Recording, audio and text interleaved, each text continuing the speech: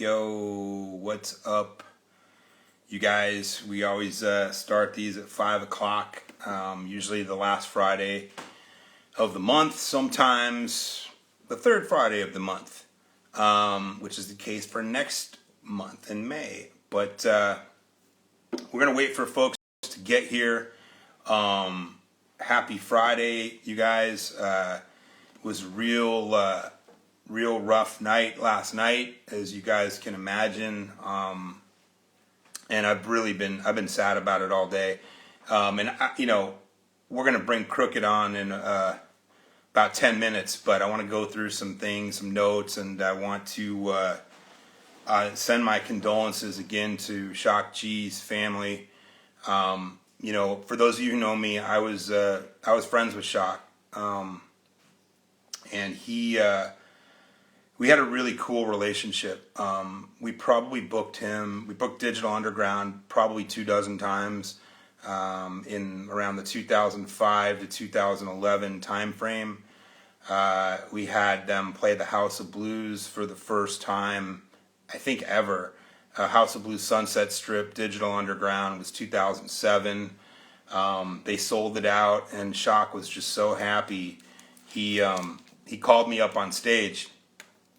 And in front of everyone, there were 1,000 people there at the House of Blue Sunset. And he called me up on stage, and he said, "Sean, I want to give you something." And he gave me these. He always wore his glasses, his Humpty nose, and he painted House of Blues on the nose. And he handed these to me on stage at the House of Blues Sunset 2007 after they sold out. And it's faded a little bit, but he sort of painted the House of Blues logo at the time. So Shock G, rest in peace, man. I have so many wonderful stories about him. He has stayed at this very location where we're at right now shooting this.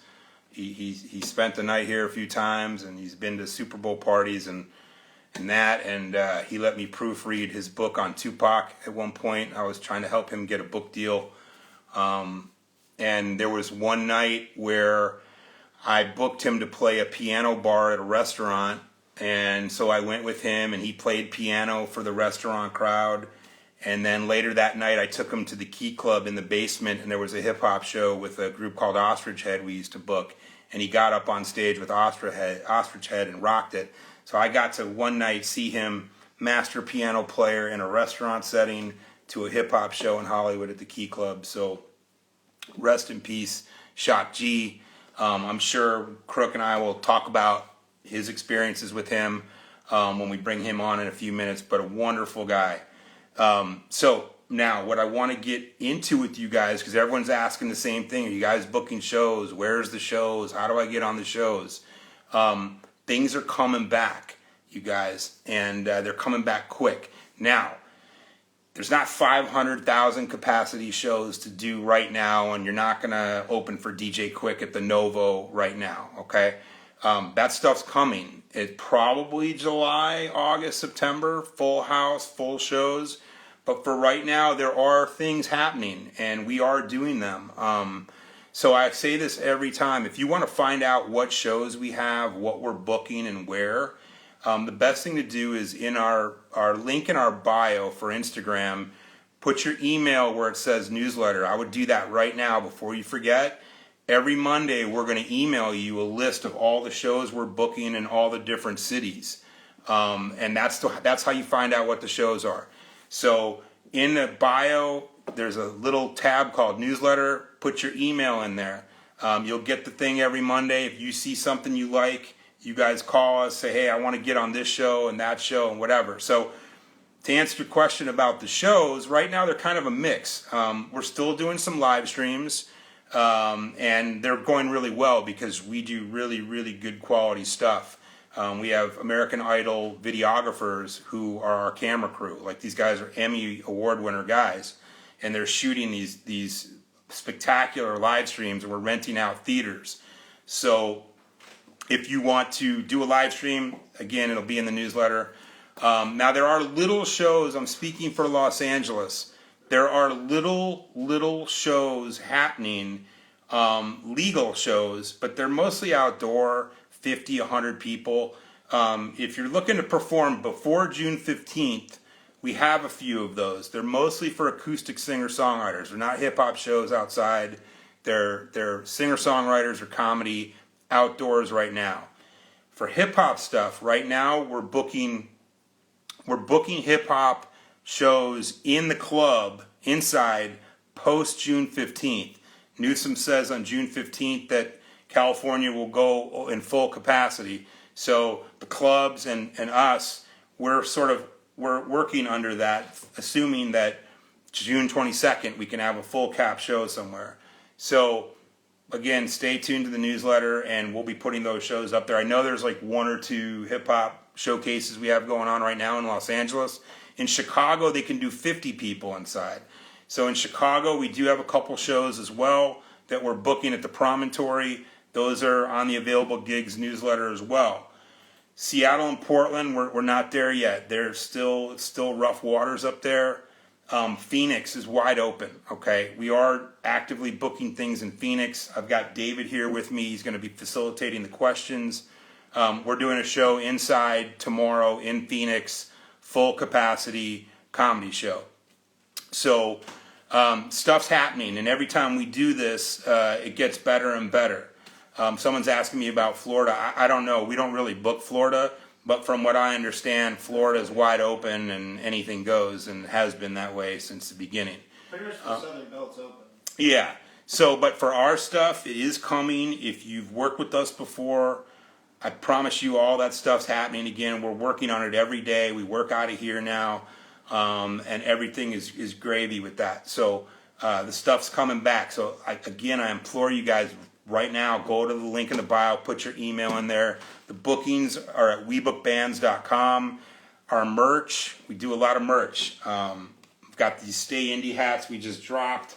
We've got some hats hanging in the background there. So our merch is super dope. We've got these Raglan softball style shirts, retro, the Sean Healy Presents logo, established 1996.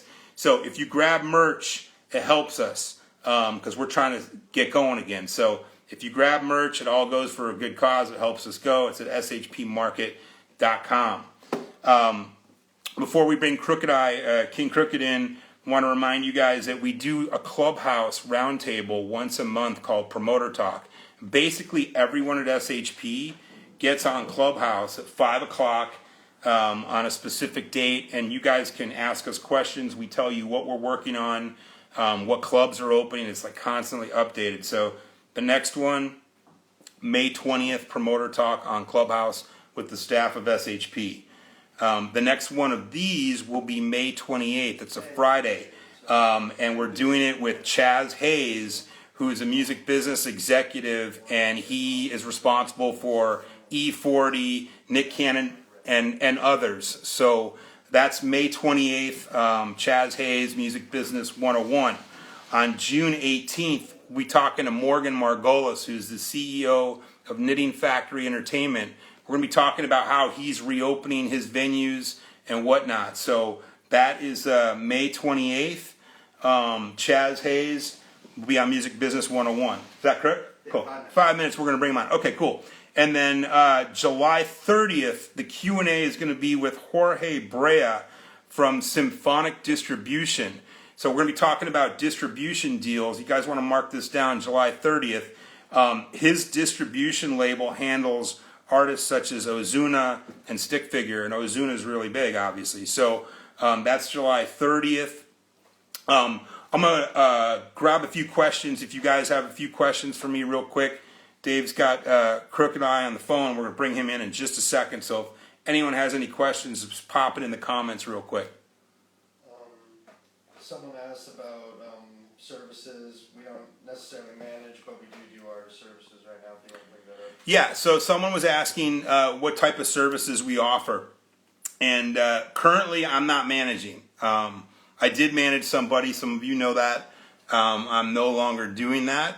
But we are offering marketing packages and PR, publicity. You guys need publicity. You can't do it all yourself. So we do press releases. We have a press list. and we will submit your press release. We'll write it, we'll craft it, and we will send it out to our press contacts. So press releases we're doing marketing packages. If you got an album, a single, or a video coming out, it'll be in our newsletters, and it'll get out there. So those services the link is in the bio as well. How do I contact, like, before I would want to book a certain show? So there's different ways. So if you get the newsletter and you've rocked with us before, you can call the office line, leave a message. Someone will get back to you. But you guys can DM us about gigs when you see it. So you need to put what the gig is and where instead of how do I get on shows. All that stuff's on the website. But when you guys want to, I don't see them in there well, yet. Pretty much most of the shows have like a direct click link. So if Yeah. you go to WeBookBands, We get the emails, yeah. Yeah, we'll get the direct emails. Yeah, so when you guys get the newsletter and you see a show that you like, it'll say click for booking, and that'll send an email to us automatically so we'll know what show that you're interested in. So I highly recommend doing that as well. Someone just asked if we do Vegas. We have done Vegas.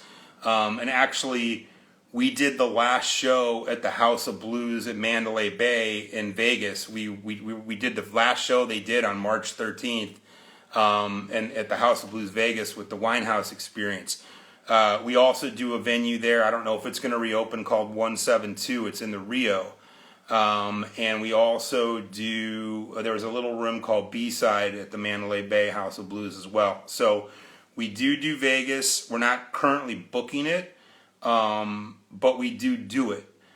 So stay in touch, and that's really the best way to find out about what the markets are. Is there another question? Hold on a second. You should be coming in any moment. Okay. But, hold on a second. So. Yeah. No. Okay. Just throw me a question. Describe the ways you think. This is from someone from IG. Describe the ways you think NFTs can help an independent. I don't know enough about NFTs, so I don't know. Do NFTs? I don't know enough about it, and some people are doing it. And from what I understand, with an NFT, you own a digital portion of something, and that's cool. But that's not this. You're not holding it. So I don't know. East Coast. So we do New York. But we don't have anything booked just yet. We will. We do probably 2 shows a year annually in New York. The venues we do are the Knitting Factory in Brooklyn. We do Babies All Right in Brooklyn, and we do SOBs in Manhattan. All dope venues. So we definitely do that. Someone's asking, I don't mind traveling. Can I book shows out of my state? Well, the best answer to that is not really, because I'll tell you, at least with what we do, you have to bring people. You have to be worth tickets, okay? So the old days, there was a lot of physical tickets and all that, but now it's an online ticket link. So if you want to play outside of your city or your market, you got to find promoters and venues that have like low risk stuff where if you don't bring people or you don't know anybody, it's not the end of the world.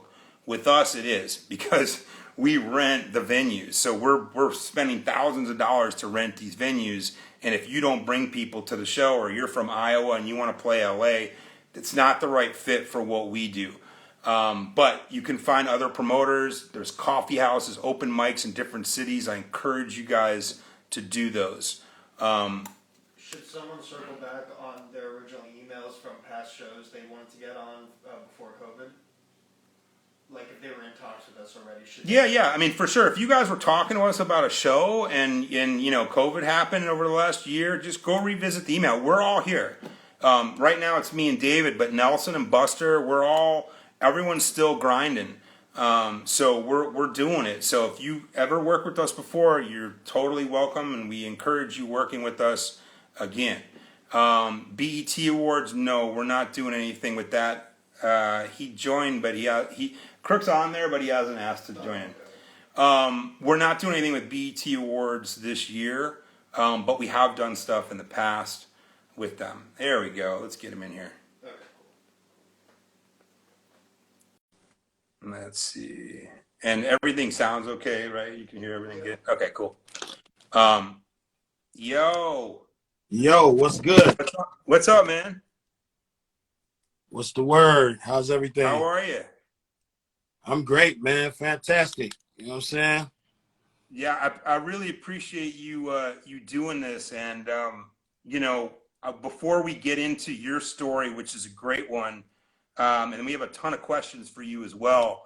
I want to just I did it earlier because I was actually very good friends with Shock, and Mm, Shock's sort of how we expanded in hip hop, because we did digital underground shows as far back as 2004 and 5 in LA, and they mm. were so cool to work with that they let me book them in other cities like San Dope. Francisco and Seattle, and so that's how we sort of expanded into other markets, was really because of digital underground. Wow, that's amazing right there. I didn't know that. Yeah, yeah, big. He was really responsible for it. And before you got on, I told a little story how they played the House of Blues Sunset once, and he gave me these on stage. He Yeah, he painted the House of Blues nose. So nice. rest in peace, Shock. But did you have a relationship with him? I really, I met him, but it wasn't really like that. Money B, that was the guy that I was, more close to. You know what I'm saying? Money B. So my heart goes out to Money B right now, man. You know what I mean? I know it's got to be very tough for him right now, along with, all of everybody who's loves Shock, but yeah, man, Money B, man, hold your Yeah. head. Yeah, I mean, he was, uh, 2 months ago when I did this, I did Atron Gregory. So the Mm-hmm. whole thing was we were talking about was digital and Tupac and all of that. So Right. we just were telling these stories, and now this happened. So rest in peace, Shock, and Money B and family. We're all feeling for you guys. Yeah. And I really want to, we have worked together a bunch, but I don't think you and I have ever like just sat down and like chopped it up. Because I know we had you guys on. We had you in particular on some Dog Pound stuff. We've done you solo. I know I did at least one Slaughterhouse date a while back in Phoenix, but it's just really great that you were able to do this, and I can't thank you enough. And I Nah, got a man. lot of great questions for you. Want to hear your story and your journey. Yeah. Hey, listen, man, your company is legendary. You know what I'm Thanks, man. saying? And yeah, I'm just happy to be here, man. Let's get it. I see the Yeah. people checking in right now. Oh What's yeah. going on? Yeah, man. It's like, I really, the pandemic kind of taught us to do stuff like this, and for at least us to be more, I don't know, like personable and out and to the bands as far as like knowledge go. And I really love, I've always loved helping the unsigned artist Hmm. and guiding them through things. So to be able to do podcasts and things like this, where I never really, it wasn't ever really on my radar. I really feel a sense of giving back after all these years with the knowledge and the guests that they Yeah, bring. we're trying to be intentional, man. Shout out to Currency. I see you, Currency. That's dope. Oh, Um, he's in here. yeah, you know what I'm saying. Hey, Currency, man, we got to get one, but you know what I'm saying, Currency, man. I just love his music, his vibe, Oh, dude, how he I've been gets to that. Hawaii with him. I've been to Chicago. I've done 50 shows with Currency. Yeah, Like Currency. I just love his vibe, bro. yeah, You know yeah. what I'm He's a saying? truly original independent artist. Yes, Truly. sir. Yes, sir. Yeah, I'm just trying to be very intentional. Like with what you just said, um, I was with a guy that I know and love, and we were outside, and he makes music too, and he's from my era. And somebody walked up to us. It was a young up and coming artist, and he said, "Hey," he said, "What's up, OGs? I just want to give y'all flowers. I'm inspired by you guys." And my homie was like, "Hey man, I don't like. Do you like being called an OG? It makes me feel old." And I said, "You know what, man? I'm being very intentional about stepping into that role.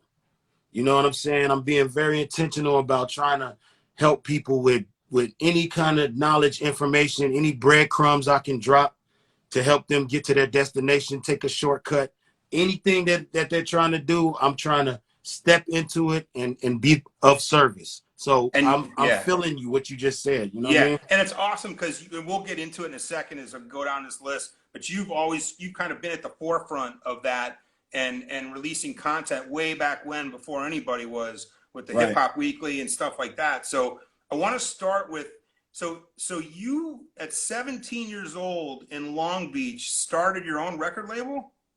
I was signed to a label that was it was started by two football players, Chucky Miller and Leonard Russell. Two guys from the east side of Long Beach, just like they went to the league, man, and they figured, they come back, they love music, they put some money into the community, they built a recording studio, they started a label, and they gave me my first independent deal. Somewhere down the line, sometime the story gets blurred, but it was definitely Chucky Miller and Leonard Russell. The label was called Muscle Records, and a lot of people came through there. Everybody that you can name as far as from Long Beach, Snoop Dogg, Yeah. Nate Dogg, rest in peace, Warren G, the Dove Shack, the Twins, you feel me? Everybody, man. So it was a landmark on the east side, and it was one of the first true independent labels that was really making, the type of music that could contend with major, in the mainstream, man. It was really, really dope time, man, for me to learn, And you were 17? Yeah. That's crazy. And then your first like major deal was with Virgin in 1995. Yes, sir. And Virgin, for those of you guys who don't remember, Virgin was like a big brand at that point. With the stores and the airlines, and like Virgin was it. Yeah. And so when you were on Virgin, you were on. Did you release any solo albums, or was it all compilation stuff you did? When I was on Virgin, they put the rap and the urban, mainly the rap. They would flow it through New Tribe. You remember that company, New Yeah, I remember the Tribe? name. Yeah, Yeah. So New Tribe had the Loonies. yeah. New Tribe had Face Mob, Almighty RSO, and Gangstar at a point. Wow. Yeah. So New Tribe was really trying to do their thing, and all it was the urban rap division of Virgin Records. That's what it Got was. it. You know what I'm saying? There's still. I was at Capitol Records like 2 years ago, and there's a Virgin office in Capitol. I believe it. It's like one dude in a desk. It's crazy, but it has the neon sign behind it, and there's one dude in there. I'm like, are people like? He's like, yeah, we have some old stuff that we still have and distribution and stuff. And that's where's that? At Capitol. I might have to stumble in there and see who the hell's in there, man, running Virgin, man. There was literally one guy behind One guy. desk, like in a 2-room office. Hey, dog. It was crazy because they were so big back then. They had Janet Jackson. Yeah. You know what I'm saying? And I mean, Virgin was bigger than Tower Records at one point in the 90s. yeah, the office, the one that I had to go to was in Beverly Hills on Foothill. You know what I mean? It was plush. Everybody was driving Benzes and Ferraris. You know what I mean? They were making money. I mean, it's owned by the billionaire. You know what I'm saying? He was doing his thing, but unfortunately, I turned in my album and something happened internally to where Virgin said, hey, we're going to reset. We're getting rid of everybody on New Tribe. Now, I don't know, but I heard that there was some embezzlement. That's what I heard. I don't know. None of my business. They just let me step with my entire album. They said, you don't owe us nothing. And, I had Snoop on my album. I had Daz and Corrupt on my first single. I had Nate Dogg on that album. And I just took the album and took it with me. And, it was a big lesson to me because sometimes a young artist believes that when he signs, game over. Yeah. The game is just beginning when you sign a record deal. Oh, yeah. The loan, the bank loan. Yeah. So Virgin sort of disbands, and then you end up at Dog Pound Records with Daz? Okay, yeah. So I end up at Dog Pound Rec. Well, not even with an agreement, just on some homie. Hey, man, you know, we're doing Dog Pound Records, Daz and Big C style. You know what I mean? And they're like, "Do you want to get down with it?" And I'm like, "Okay." I mean, I'm already. That's basically the crew that I'm coming into the game with. I'm on Corrupt's album. You know, Streets is a Mother. You know, I'm from Long Beach. I'm hanging around with all the people, you know, so it's like I'm kind of affiliated with that crew, so it made sense, you know what I mean? And Yeah. but there Was was no was paperwork. was it so at that point was DPG Records under Death Row or just strictly independent? DPG Records was independent, and they were going to make a move to Death Row. Suge was interested in signing, doing a venture with the label. Suge was Got it. interested in doing a venture with Dog Pound Records, but some friction happened, and Daz parted ways from Death Row, and took Dog Pound Records with him. Got it. And you stayed at Death Row? Yeah, I just stayed because, well, the thing about it was I had a decision to make. You know what I'm saying? I went to go see Suge. He was still locked up in Mill Creek. He was up north, but at this point in his incarceration, he could have contact visits, meaning I could sit down at a table with him, you know, and not have, you know, and have contact. So when I went up there, he was like, "Listen, man, you know, Dog Pound Records, Daz is taking that. You know, he's leaving. He doesn't want to be, you know, over here anymore. Are you signed? Did you sign any paperwork?" I said, "No, it's just the homies. I was just going, you know, rap with the homies like I always do." You know what I'm saying? And he was like, "Oh, okay." He's like, "Because, you know, I want to offer you a much bigger deal over here. And, you know, you just be directly on Death Row." And I said, "All right, cool." So, you know, I went back to Long Beach, and I went, you know, over to the homegirl Ann house. All the homies from Long Beach, y'all know what I'm talking about. That's where we used to all hook up at it. You know what I'm saying? I went over there and I said, "Hey, man, Daz and C-Style, yo, I'm taking the deal with Suge." You know what I'm saying? And, you know, I gotta take this deal. He's making me an offer that's very nice. We talk deal terms, we talk points. And, you know, I was like, "Yo, this is good." You know what I mean? So I took the deal with Death Row, man. You know, next thing you know, the rest is history. What year was that? That was in 99. So that's like almost at the well, just after the height of Death Row, would you say? Yeah, that's just after the height of Death Row. It was 99. And know how I know is because, of course, it's in my, you know, I got the dates in my contracts, but Dr. Dre was working on the Chronic 2001. Yeah. And, you know, he was working with M. He was working with King T at the time. And me and Big C Style went to Dr. Dre's studio because he heard that I was going to sign to Suge. And he wanted to come and check me out and things Yeah. like that before, you know, almost like intercept. You feel me? I read that they were interested in signing you. Yeah. It's just but and others I think too, but everyone was afraid of that album coming out. No one wanted to because they knew that album was going to be huge. So Yeah. it was like, you know, you would get kind of lost in the shuffle if that album came out, you know, when the Chronic came out. Yeah. I mean, you know, I mean, at the same time, it's like his hands were full. Dre's, you know, we had great conversations. He put me on the King T album, you know what I'm saying? And he showed a lot of interest. And for me, that was just a pivotal moment in my career because I'm a young guy. And here's the greatest producer in hip hop Yeah. showing interest into my career and, you know, telling me, "Yo, you know, you fire and man, you know, you do this and you have so much potential." So, you know, that meant a lot to me. You know what I'm saying? But I mean, as much as I love that, you can't take that home and pay bills with that. You know what I mean? So it was like, yo, I was a young guy. I had my own place. You know, I was a kid with a kid. You feel me? So it was like I had to take care of responsibilities at the same time. So sometimes I would have to be forced to make a business decision, you know? Did Suge caught wind of the aftermath sort of interest? Yeah, he caught wind of that. He caught wind of that, man. But That's probably why he offered a big check and things like that. I don't know. I mean, you know, it was a bunch of labels that was interested. Yeah. Let me tell you something, bro. I just never knew how blessed I was. Yeah.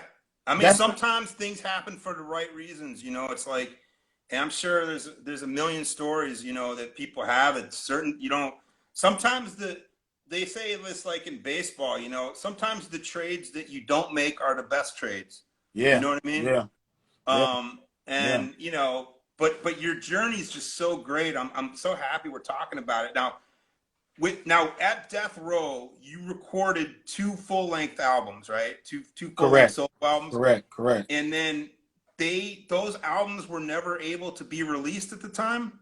They never came out. I did 2 full-length albums. I did a bunch of mixtapes. Um, the albums, well, here's what it is, man. Suge comes out of jail. Okay. Now, when he went into jail, he was like one of few hip hop moguls, you know, him and Puff. When he came out of jail, there was Jay-Z, there was Master P, there was Birdman. You know, it was a little more competitive out there in the field. A lot of people didn't want to see Suge return to his former status. Okay.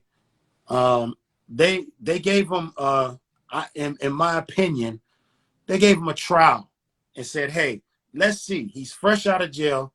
Let's see if let's see what he does. You know what I mean? And when he got out, he kept his same way.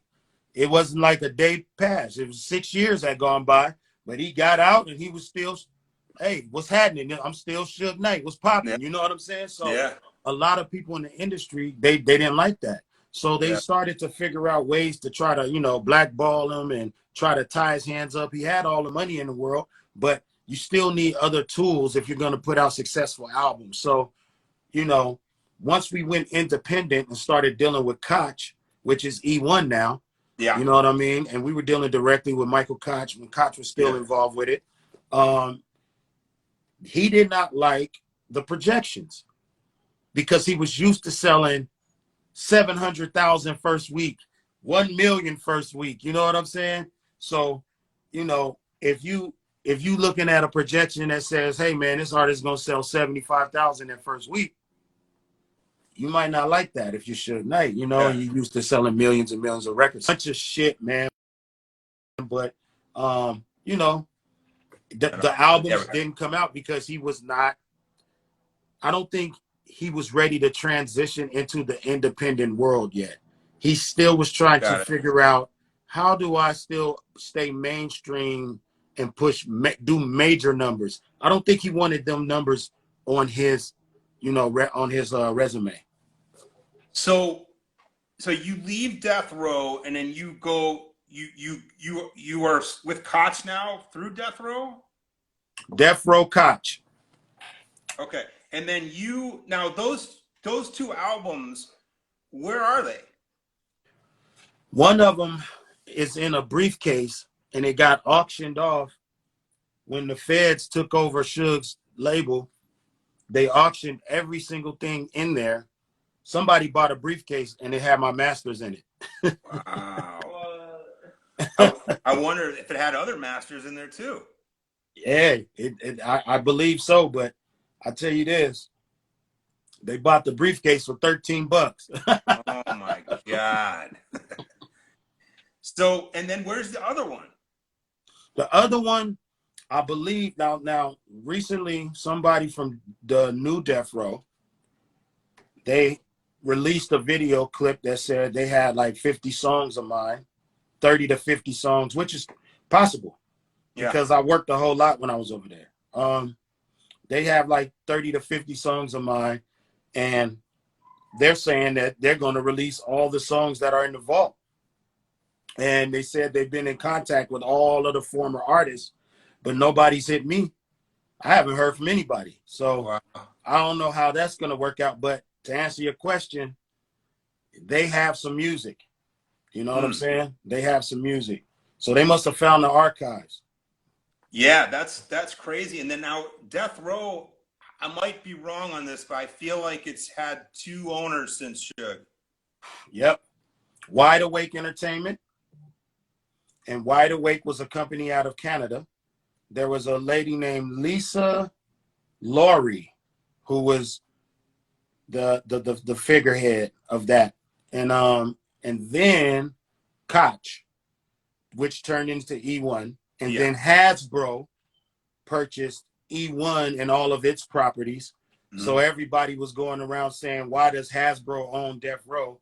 You know what I mean? Because they was like, why would a toy company want Death Row? But they don't understand that under the E1 properties is Teletubbies and things of that nature. You know what I'm saying? Yeah. So that's the reason why they purchased that. You know what I mean? But so they own that. I believe Alan Grumblatt at E1 is still at the steering wheel when it comes to Death Row releases, I believe.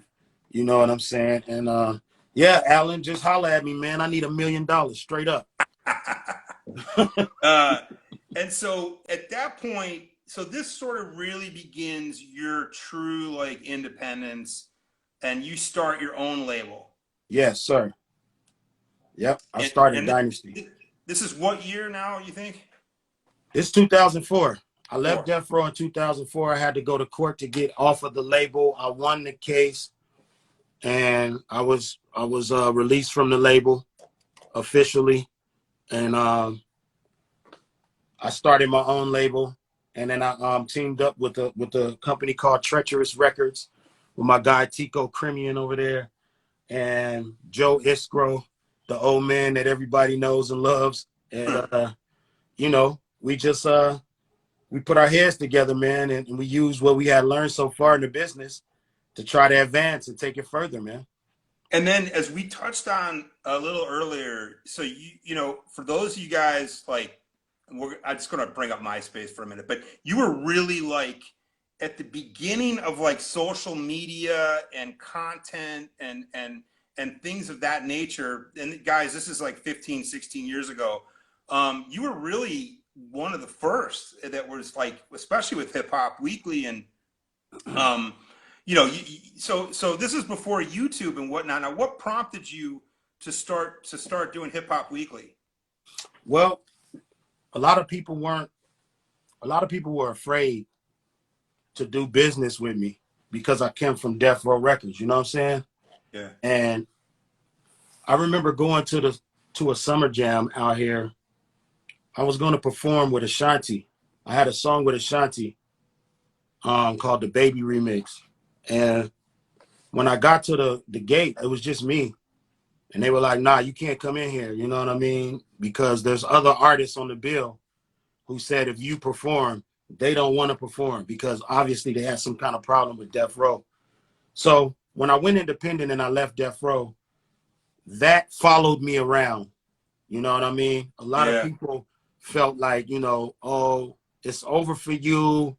You know, you were over there. We don't want nothing to do with that type of business, that, so on and so forth. So what I did is I decided I need to create some distance between that story and the new story. Yeah. I need to turn the page. I need to reinvent. I need to create a new narrative for myself because right now what is being said about me is not even, it's unfair because that's not my company. Death Row is not my company. Whatever happened, I had no control over. So in efforts to do that, I started looking at the landscape of rap and I said, wait a minute. Every time somebody releases a song, the music sites put their face on the cover for one day. Okay, you listen to the song and then tomorrow it's somebody else on the cover. And I said, okay, that's what's going on. So what if I start releasing a song every week for the entire year? Now I'll be on all the music sites weekly. They'll get tired of seeing me. My face, my brand, everything will be out there.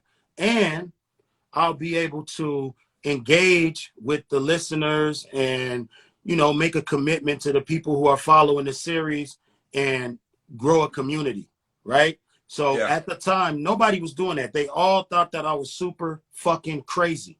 Yeah. Okay? Nobody was doing it. Like nobody.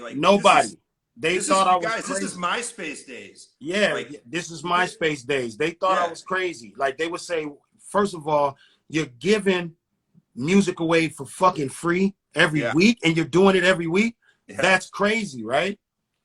Little did they know I changed the way fans digested music Yep. and the way major labels position their artists before releases or when they try to get their artists a buzz. Let's do the weekly thing like Crook was doing for our artists Yep. when they're trying to build a buzz. So I shifted the culture with that. You know what I'm saying? Yeah. And it paid off. It got me on the cover of Double XL, the first Yeah. freshman cover. Yeah. I toured off of it, you know, made some money. It made a Y- cultural impact. So I was Yep. happy about that, man. But it was fun, man. It was fun shouting out everybody. And I need to shout out Sean and Jason and Tori and all that. I see y'all in there. You know what I mean? But yeah, it was really fun to get involved and almost make made to order music. Cause some people Yeah. would be like, hey, next week, can you rap about this shit that Oprah's Yeah. doing? She's attacking hip hop. Then the next week, Yeah. you got your You, Oprah's attacking hip hop song. You know what I'm you were saying? the content king, you know, that like really were a content king. And I'm glad that you did get critical acclaim for it. So it is, you know, maybe it could have been more, but it was noted in the industry, and you were a pioneer in that. And for those of you younger artists in here that just heard this story, you know, it is about reinventing yourself every now and then, and building content and being original and being unique and building a brand. And it's so important. And even 15 years ago, you know, I mean, we're talking Yeah, about, this is before YouTube, Instagram, Twitter, you know, everything, yeah, yeah. you know. So kudos to you. Thank you. Now, I just, one thing I missed on the death row thing is, and then we'll drop it. You did a documentary, Life After Death Row. Yeah. And where can, I personally haven't seen it, but I want to see it. So where can people see the documentary Life After Death Row? Man, you may be able to go to netflix.com and see that. You know what I'm saying? You definitely be able to see that on netflix.com, not Netflix, because there's a lawsuit hovering around that Uh, project. But got it. when it came out, we moved so many units that the person who owned the distribution company stole all our money and went out of business. I You can't must even have a make it up. you must have a copy lying around, no? Or Yeah, I got a a copy file? lying around, and I might reissue it some kind of way digitally because it's a great project. It kind of shows you what I was going through on death row, what I Yeah, planned to do after death row. It was successful. You know, I had a lot of people in there who have, you know, had death row ties, and it was yeah, shot well. My homies Herb and R Truth shot it. It was a great piece, and then I had a mixtape with it. Um, you know what I'm saying, that DJ Ski did. You know, shouts out to yeah. DJ Ski. Ski. And we had the mixtape in there, and some of the songs on the mixtape ended up in the movie Waist Deep with Tyrese. So it Wow. was it was just growing organically, you know what I'm saying? Shout out Yeah. Sean. I see you, Sean. What's popping, man? Long Beach only. What's happening? Um, I think what I'd love to do once everything settles down is maybe, can we legally do a screening of it? Like, can we show it somewhere and do like a Q&A and stuff? Let's do it. Yeah, so let's do that. So Yeah. we might be able to do this before the end of the year, and we'll get a spot and we'll show the film, and when we'll play the mixtape, and if you want to perform, cool. If not, we'll just do the film and the Q&A. And I really think it'll be awesome because as much as, you know, the death row thing is out there, people and younger people that didn't live in LA in the 90s. I've been here since 1990, so I've been Mm. around for all of it. But people don't, you know, they hear the history of it and stuff, and it would be interesting from an artist perspective who was on it to see the film. So I definitely want to, let's make that happen for sure Yeah, before the let's end of the do it, year. man. All Let's right. do it. Shout out, All right. shout out, shout out Style. I'm sorry, man. You know, when I see him Do it. moving, Do it. No, Style, no, what's we're happening, good. man? You know what We're I'm saying? good, man. Gracie, what's up? Hell One, what's popping? You know what I We're good. mean? So now I want to get into some folks, they know you from Death Row, or they know you from your, you know, doing your own thing and all that. But let's talk about Slaughterhouse for a minute. because a lot of people do know you from Slaughterhouse, Right. and you know, I know I like I said, I did a show with you guys with Slaughterhouse. It was Tempe. I forget the year, but maybe it was 2009. But it was a weird time because I want to get into the story. I'm just going to go off on this tangent for a second. This was when Royce's song with hit the radio. So you guys it was weird vibes. When I was in backstage with you guys, it was very quiet. Everyone was in their own little thing. And I remember this was the time when I forget the group that Royce had with Eminem. Bad Meets Evil. Bad Meets Evil. So this is right when that happened. We had a show with you guys in Phoenix. So tell me like tell me the story of Slaughterhouse. Joe Budden puts it together. Joe, the fans put Slaughterhouse together. You know what I'm saying? Slaughterhouse was put together by the fans. Joe wanted to do a posse cut. He wanted to do a joint with several rappers on it for one of his songs on his EP that he had. And, you know, he reached out to Royce. You know, Royce agreed, Joel agreed, Nino Bless agreed, and he wanted to put somebody from the West Coast on it. So he had Nino reach out to me because me and Joe didn't really have a relationship. I didn't really have a relationship with any of the guys, you know. I was gonna say, yeah. You know, I was on the cover standing right next to Joel Ortiz on the XXL cover, but I didn't know him. You know what I'm saying? At that moment. So, you know, they reached out and they asked if I could turn the record around. I turned it around, and the record went crazy on the internet because all of us, we had our own momentum online. So it created a synergy and people really liked it. You know what I'm saying? So it was like, yo, let's do another one. You know what I mean? And this one, we flew out to Red Spider's studio and to the East Coast. So me and Royce came down to New York and we did a song called Onslaught 2. And when we did Onslaught 2, while we were sitting there, the energy and the chemistry was just so good. We started imagining, like, hey, man, what if we did a whole album? Yeah. And it was all because of the fans' reaction. The way the fans reacted to it is the reason why we did it. You know what I'm saying? I remember as a promoter, we knew the buzz. So everything was like Slaughterhouse, holy shit, you know. And you guys were almost like, I don't like to use the word supergroup, but I will just in this case because no one had really seen anything like this since Wu-Tang, you know, where this many guys came together and just fucking murdered it, you know, and you guys did. And on the promoter show level type of thing, it was like everyone wanted the shows, you know. Man, it was a good time. I mean, who knew, bro? Like, you're right. Like, you got 4 different guys from 4 different upbringings and backgrounds and cities all coming together. This is not going to work. How's this going to work? But the reason it worked was we had all been through hell in the industry. We've all experienced ups and downs in the industry to the point where we had respect for each other. Because I know if I know your journey, you know what I'm saying? Like when you walk into the room and you say, you know, we book band, Sean Healy, then we say, oh, we already know you solid, you're a vet. You know, your stamp, your stripes is official. So it's no need to question anything. You know what I'm saying? So we were like, yo, it was easy. It was like, yo, man, we all had very similar. We were on majors, we were off majors. You know what I'm saying? So it just made a lot of sense. And the chemistry was there and the trust was there.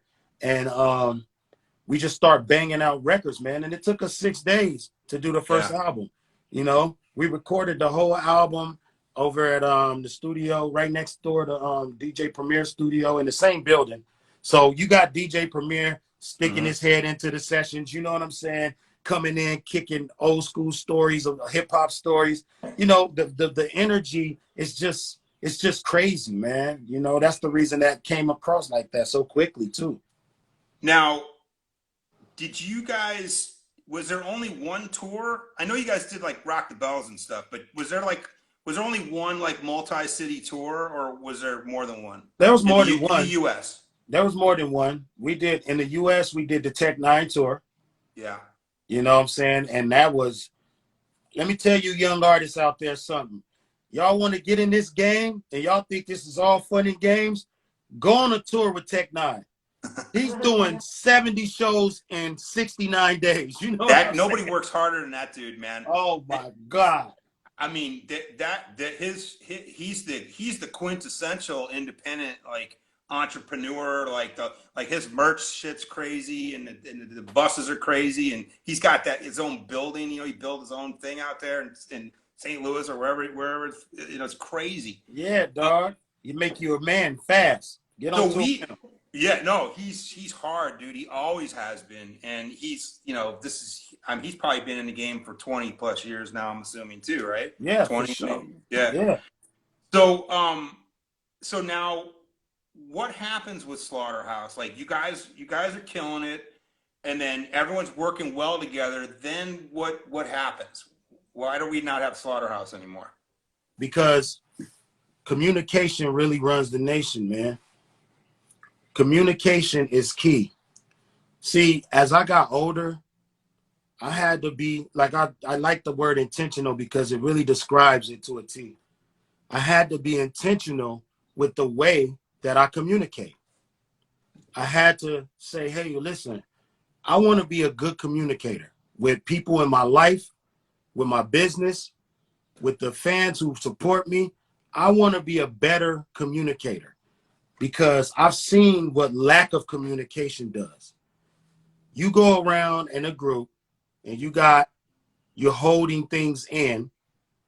You have problems, you have issues, you're not telling anybody. If I'm doing that, then we can't resolve anything because nobody knows. And all of a sudden it just builds up and then I say, fuck it, and I leave. Or, Mm-hmm. It doesn't work. So it was just purely communication. Everything that happened to Slaughterhouse could have been talked about and resolved, and we'd probably be on our 4th album right now. Everything. There was nothing big enough to stop Slaughterhouse. There was no issue that was too big. It was all small stuff that added up. Now, has anyone ever tried to bring everyone back together, like just to at least chat? I did that for about 2 years until I just got like tired of it. You know what I'm saying? Royce did it. We were always trying to bring it back. But recently, Royce did a virtual concert and down here in LA. And, it was dope because it was almost like Joel was on FaceTime on the screen, and then Joe, and then myself.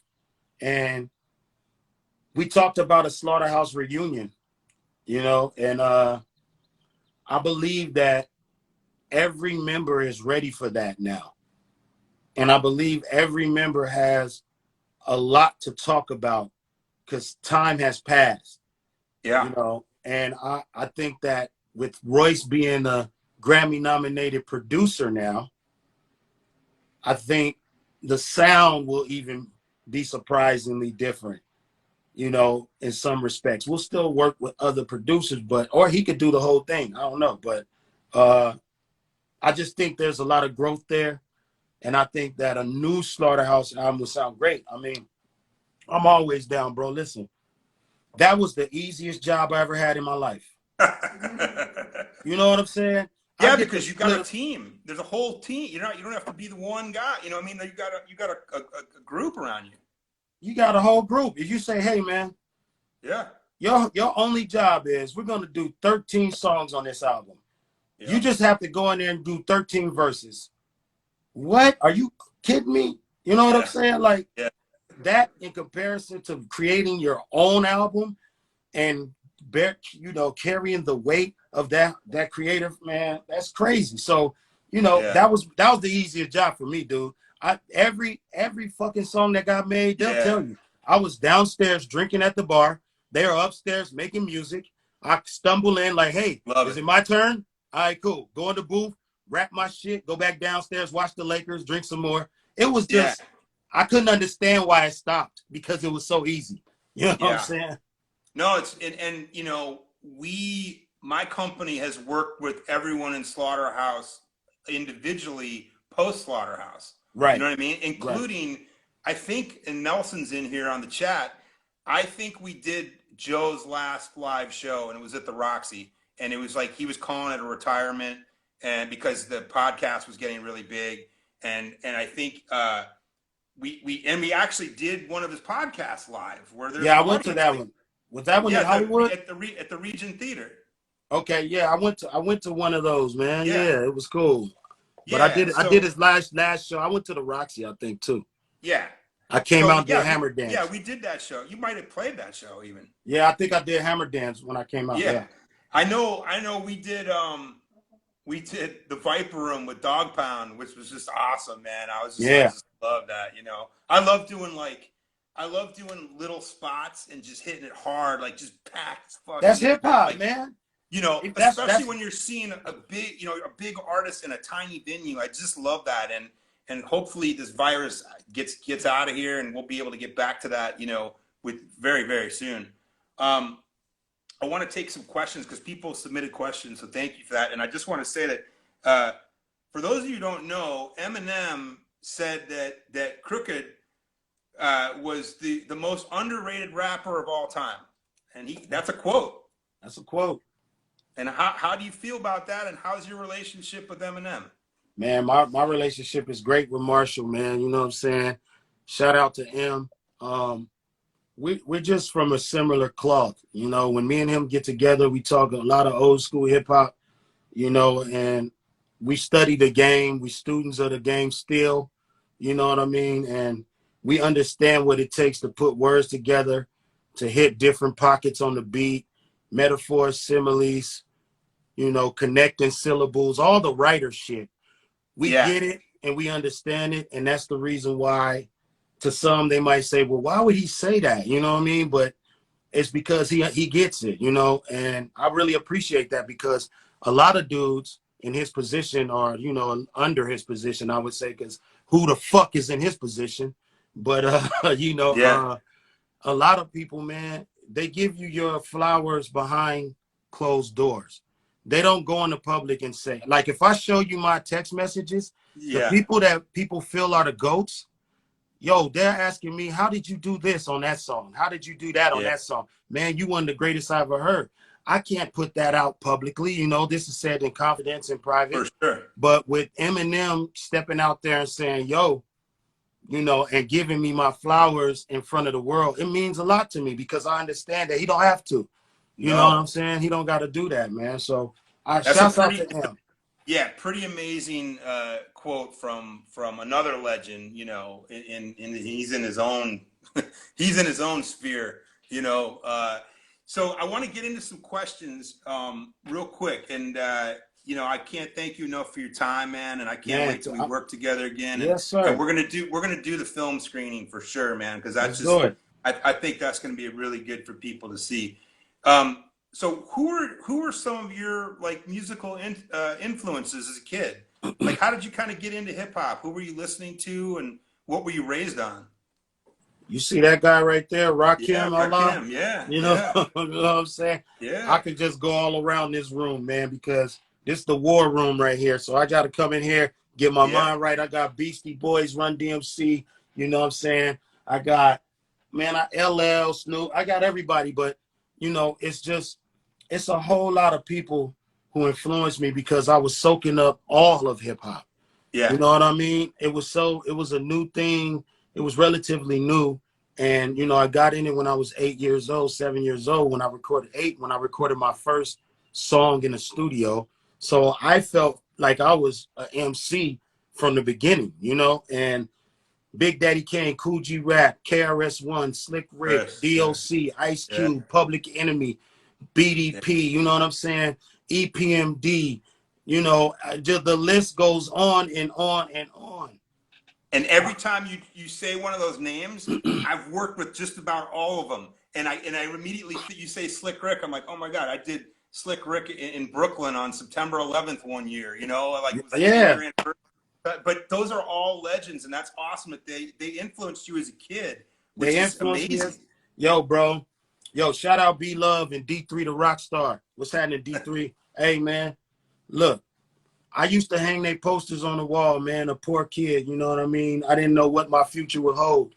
And for me to be able to say, yeah, I got joints with Coogee, you know, oh yeah, I've worked with Yeah. Rakim, you know, Yeah. oh yeah, I call Big Daddy Kane right now, you know what I'm saying? That is amazing to me. And that's Yeah. what I want the people who support me, I want them to really understand, because sometimes they feel like, hey man, you don't get the respect that you should get, or you don't do the numbers you should do.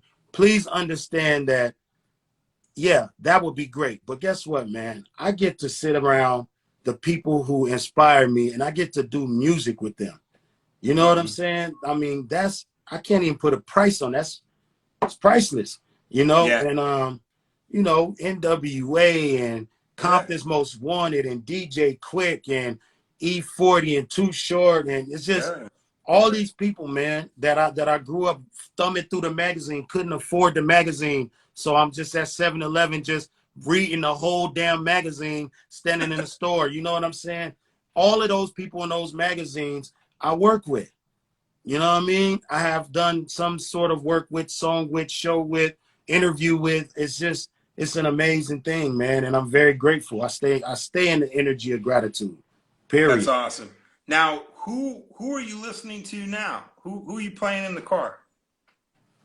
Right now, man, I'm playing a lot of classic albums because I'm working on an album that's gonna be my last album for a while, and I'm just trying to get into that mode, and it doesn't have to be rap. You know, Yeah. I'm listening to Stevie Wonder. You know Yeah. what I'm saying? I'm listening to um Me Against the World. I'm listening to Reasonable Doubt. I'm listening to The Chronic. I'm listening to Doggy Style. I'm Yep. listening to Miles Davis, Bitches Brew. You know what I'm saying? So I'm just soaking up classic material right now because I just want those vibes. I don't want to be too much influence. Like I'll click on something if I see it. Oh, I like Benny the Butcher. He dropped a joint. I'll click on it. All Yeah. right, that's a dope joint. You know what I mean? But Yeah. then I'm Yeah. right back out of that space. I'm only browsing. I'm only window shopping with the current music right now. You know, Yeah. I'm very tapped in and plugged in to classic material right now. Not saying that their stuff won't become classic. I'm just saying the classics we know and love right now. I'm plugged in like the Matrix just to that stuff. You know what I'm saying? For Because sure. Um, we trying to this do it. is this came from one of the viewers. So, what advice would you give a young artist trying to decide between signing a major or staying independent right now? If let's say they have the choice. Well, it's never one size fits all. So I would have to really know the situation. I would have to see what the major is offering, and I would have to see what kind of community you have on your own already. If you got the community to where you don't need a major, then I would say stay independent. Because at that point, what can a major do for you that you can't do yourself? But if you're struggling to make ends meet, you can't even afford studio time, but some A&R believes in you, I would say go with the major, Yeah. because this might be a stepping stone for you, or it could be a permanent home for you. It just all depends on where you're at, where that particular artist is in his career at the time. You know what I'm saying? Because Yeah. it's not No, always bad to do majors. It's I not. agree with you. I managed an artist for a minute, and we did the label dance, and he didn't want to do the major deal. The major deals work for some people they don't. And we've seen it throughout the history of the business Yeah. that yeah, that major can really push your music, but they can Yeah. also shelf it. So Yeah. you got to be ready for anything. Yeah. And then what I like young artists to understand is this: they're not going to tell you when you sign a major deal, they're not going to tell you that they have a particular number of projects that they have to put out a year Mm-hmm. because of their distribution deal with one of the big five or whatever. Yeah. So they may have to put out 10 projects a year, 5 projects a year, whatever that number is. Now, out of those 10 projects that they're going to put out, maybe only 5 are going to get special treatment and a good push. Yeah. Maybe only 2 or 3 are going to stick against the wall and get the major love and the major push. So when you come into that building, you feeling like, oh, I'm special. They signed me. They're about to do everything I need them to do to make my career blow up. And they're still doing business. It's not the smiles, the handshakes, the laughs, the jokes. That's fine. But they're still doing business. It's So a business. if they have to write you off, they'll throw your album to the wolves. No marketing, no budget, real low numbers, because they just needed to fill their quota. Or they'll shelve you. Like, Yeah. we tested the songs on radio. Nobody's really fucking with it. Put them to the shelf. So there's just so many ways. When you come into a major, you got to understand you're only on first base. You're not home yet. You still got a lot of game left. You need to get that building behind you. You need to be coachable. You need to be teachable. You need to be cool with everybody that you see, because that person that you acting arrogant with in the marketing department might shit on you when it's time to start pushing your shit. 100%. 100%. You know what I'm saying? And Yeah. that other person in radio that you think, hey, I'm an artist, I'm a superstar already, that you're talking to like he's a kid. Well, that person right there might not want to push your shit the right way when it comes time for him to be in the field with everything from, let's say, Interscope, and he looks at your shit like, oh, that's that motherfucker that be talking shit to me at the office. Fuck him. Next. You know what I'm saying? So you gotta be nice. You gotta just be genuine with everybody. Get to know these people, man, that's in this label. Talk to them. I used to buy the accountant at Death Row lunch every day. Yeah. And guess what? Smart. My checks came on time. When everybody else was complaining about their checks, I was straight. I have stories like that with accountants at the venues. They used to write me my check, and I always had to take them out for dinner, pretend to flirt with them, whatever. Pretend you like these chicks, even though they're not right for you. I did it because I wanted to make sure I got my check from the night. For the show. Man. So to you young artists, and back in the day when I was an actor, same thing. I would always bring lunch to the casting director's offices, and send birthday cards, do stuff like that. You guys, you young artists that are trying to get in the industry, do the little schmoozy stuff. It's not going to cost you anything to send a pizza to a record label, to the secretary. And she will remember you, and she'll take your calls, and she'll pass your message on to the person you're trying to get in contact with. You got to do it, because this game right here it takes a lot of teamwork. Yeah, Dave, you have questions? Yeah. Dave, we'll get a couple more questions, and we'll let you go. And we appreciate your time. Have you had any lucrative ghostwriting deals, or would you recommend artists to get into ghostwriting? Have you had any lucrative ghostwriting deals in your career, and do you recommend people get into ghostwriting? Yeah, listen, I absolutely do, because some of these contracts we signed to ghostwrite, we can't reveal who we've ghostwritten for until we probably retire or something. You know what I'm saying? But yeah, I definitely. Here's the thing, man. Young artists, you guys have the internet, you have social media, you have all these different platforms. I want you to think of this as, I want 7 streams of income. I want you to try to build your way up to 7 streams of income, okay? So 1 might be your music career as an artist. 2 might be ghostwriting for other people. 3 might be getting placements on TV shows, finding music supervisors, going to, seminars and online seminars and meeting people and networking. That might be your 3rd stream. You know what I'm saying? Your 4th stream is your merch. You know what I'm saying? I want you to go to chartmetric.com. I want you to go to chartmetric.com. That way you could go punch your name in, and they're going to show you what type of spending habits your fans have. They're going to show you how many fans, who you are comparable to. And as an artist, you're going to learn a lot about yourself with the data and the statistics. And then you'll know, hey, man, my fans, they don't really fuck with Louis Vuitton. So why the fuck would I come out with a piece of merch that costs $4,500?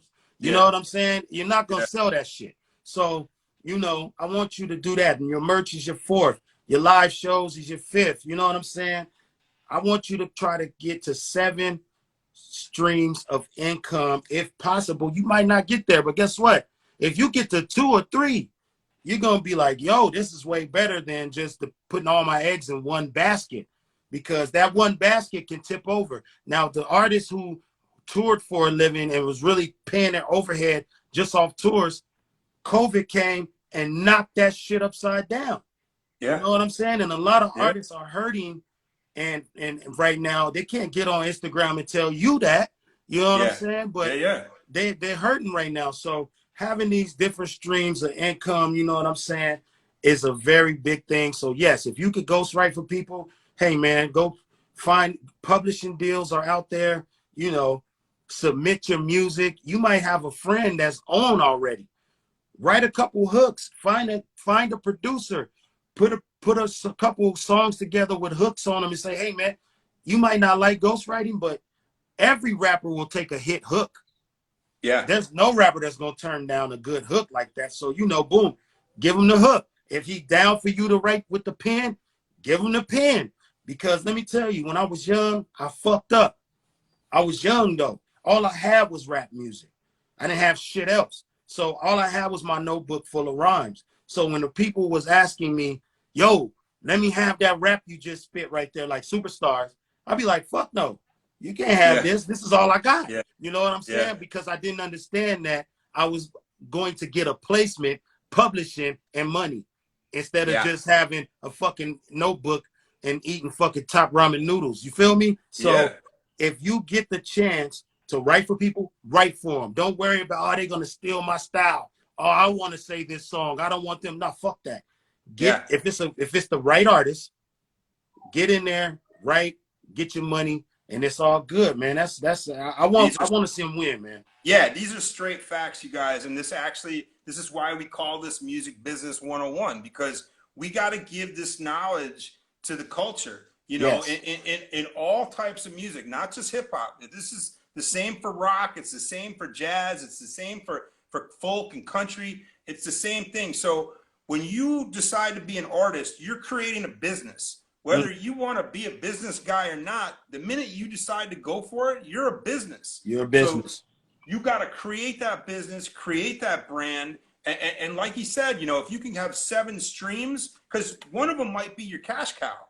You know, it might take one of the 7 you actually make money on. And it might be the t-shirts. It may not even be the music. You might come up with some dope gear, and that's what sets you up. And that's what sets you apart. Yeah. You know, These are straight facts. And now you can finance your dream. And now you have, you know, your autonomy. Yeah.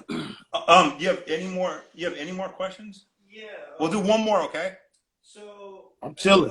That someone like you that has learned anything from independent artists such as like Russ or Currency, even like has he learned anything from them? Yeah, like an older artist, like him as an older. Are there any current, let's call them independent artists that you have learned something from or are inspired by?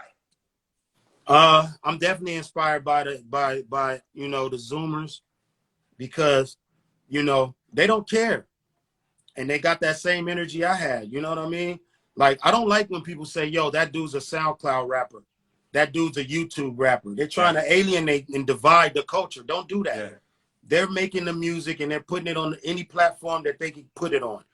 Give them that chance. And when they're doing, you know, I talk to YouTube, so-called YouTube rappers, who have sold 1 million singles, and nobody outside of that space knows who they are. Yeah, we do it as promoters. The agents will pitch us on YouTube artists. We're like, who? What? Mm-hmm. They're like, oh yeah, you know. So we'll book these shows with YouTube artists, and they sell out. It's crazy. It's a whole different audience, and it's beautiful. And you gotta salute them and give them their respect. They took what avenue they had, and they became successful. Yeah. So you know, I learned to keep moving, but I do watch the game, and I like to stay ahead.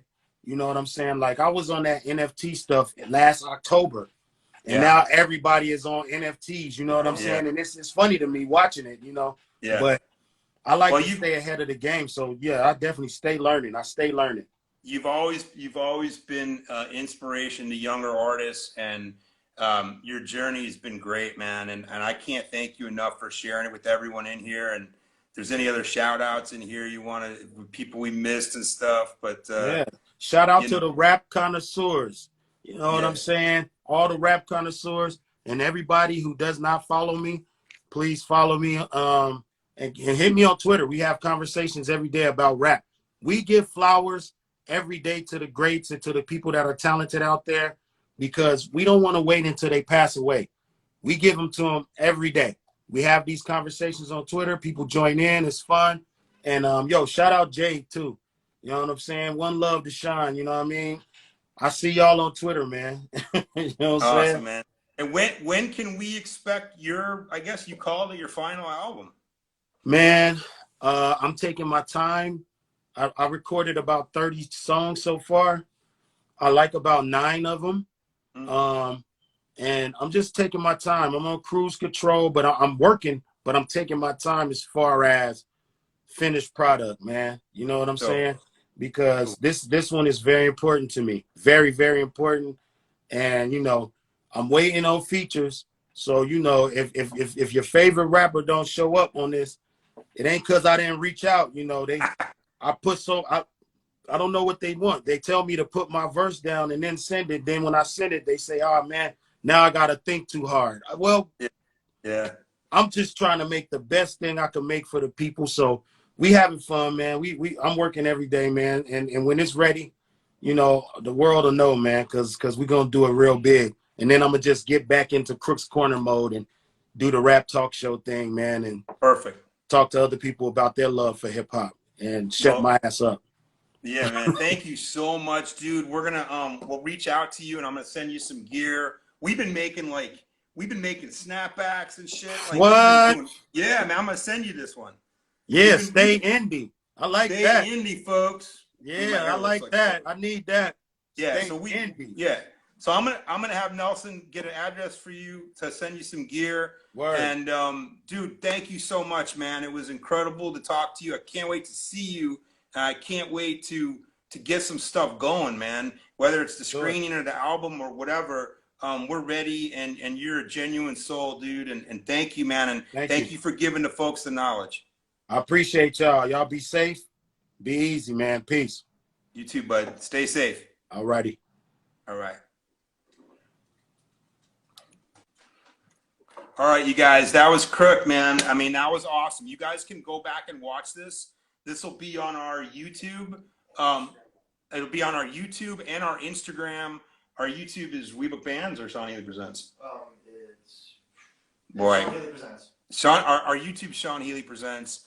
All the videos, all the Q&As are up there. But like I said, it'll be on our Instagram. It'll be permanent there. There was some really good knowledge in there, you guys. So take that to the bank.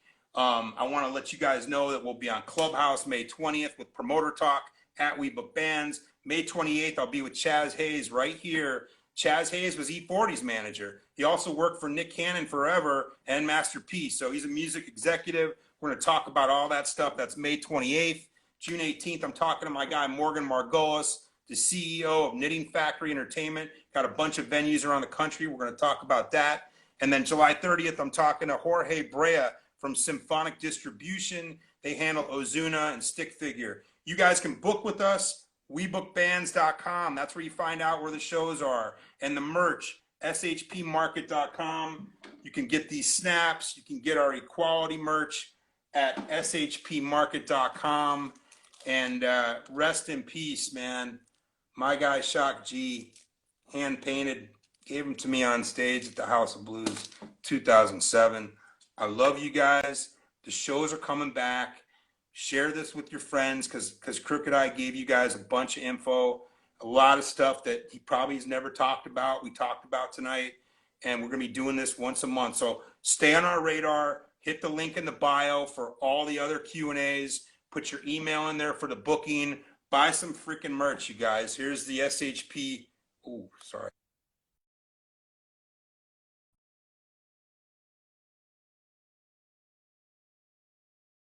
Raglan, and you can get the merch, you guys. So shpmarket.com, get the snap, yo. You can also get this snap. This snap dropped today. Now, I made this one myself as I fucking dig it. This is the ice white SHP Peace logo, white snapback. It just dropped today. You can get it at shpmarket.com. I appreciate you all. I'll probably have a haircut by the time we do this again next month. Peace out. Stay safe. The shows are coming back. And thank you guys so much for tuning in. All right. Now, I need to end it, and peace out.